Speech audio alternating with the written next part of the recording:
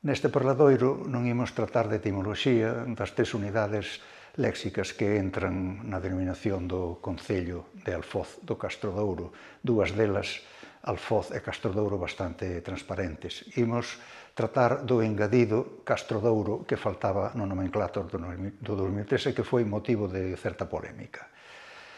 A través da nosa plataforma Galicia Nomeada chegou ao Seminario de Onomástica da Academia a información de que estaba en uso no galego da comarca a denominación Alfoz do Castrodouro. Isto motivou o seminario de recadar nova información e fixémolo a través de enquisas a informantes do lugar que confirmaron que á beira da denominación abreviada Alfoz tamén se rexistra a completa Alfoz do Castrodouro.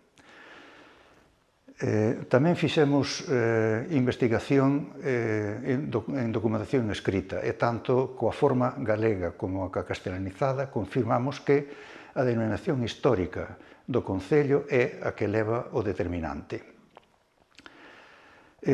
Testemuños. En 1835, cando se constitúen os concellos galegos, o que nos ocupa figura co nome de Alfoz del Castro de Oro, Boletín Oficial da Provincia do 22 de novembro dese ano.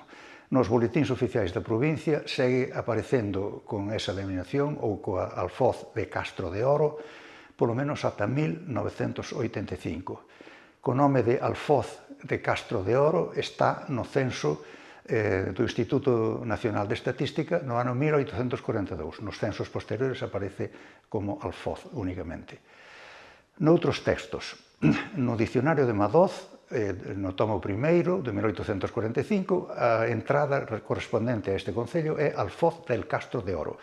E así, moitas veces ao longo da obra, nas entradas das diversas parroquias e dos lugares do concello. Na Geografía del Reino de Galicia, no volume dedicado a Lugo, redactada por Manuel Amor Meilán, publicada no 1928, a entrada correspondente a este concello comeza así: Alfoz, o Alfoz del Castro de Oro, como tamén se llama, e inclúe unha ilustración co escudo oficial do concello, unha torre que entendemos que fai referencia ao castelo do Castrodouro, cunha lenda arredor do castelo que di Distrito Municipal del Castro de Oro.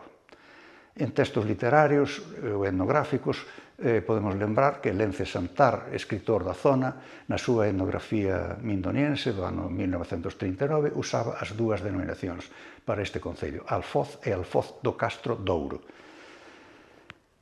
Antes de ser concello, atopamos tamén a denominación completa, jurisdicción de Alfoz de Castro de Oro, no catastro de Ensenada, a mediados do século XVIII.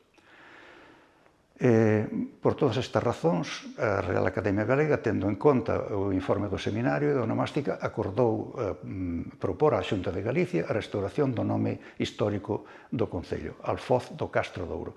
A Xunta, no Consello do 30 de marzo do 2026, acordou facer oficial a proposta da Real Academia Galega.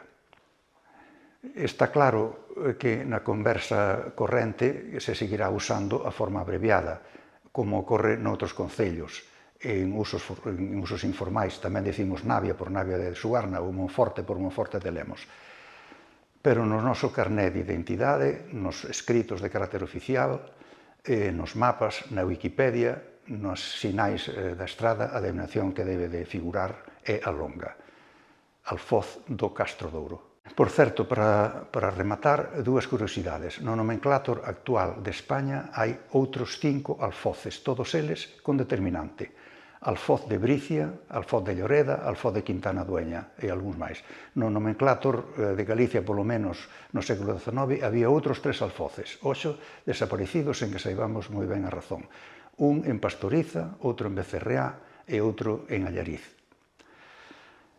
A vista de todo o anterior, esperamos que, se había alguén contrario á denominación longa, quedase convencido de que o ditame da Academia está xustificado.